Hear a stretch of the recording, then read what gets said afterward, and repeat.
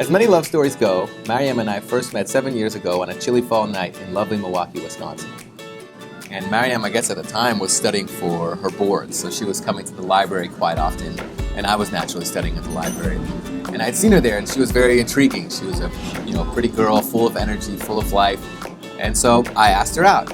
I asked her out once. She said no. In fact, I think her exact words were, "I have stuff to do." And a couple weeks went by. Then I asked her out again. And again, she said no.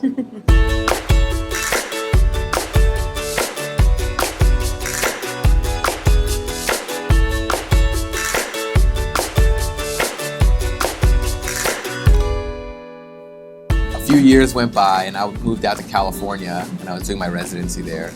And I was back in Chicago for a friend's birthday. I was here for a week. I ended up asking her out again, and this time she said yes.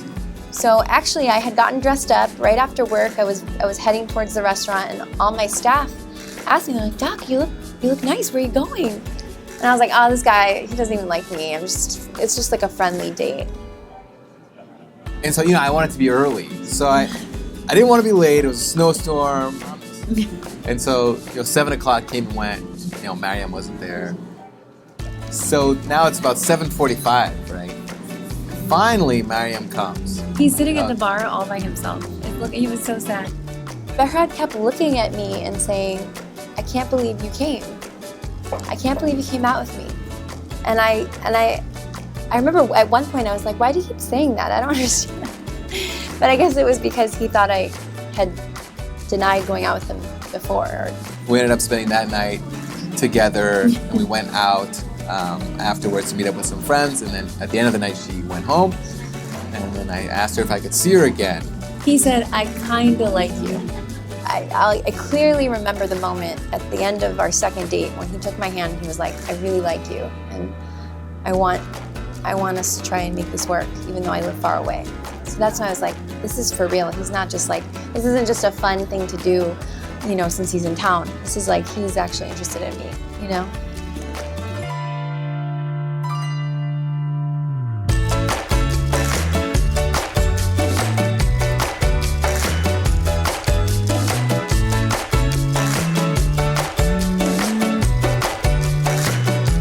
A relationship was born that would grow to withstand sub-zero weather and thousands of miles of distance.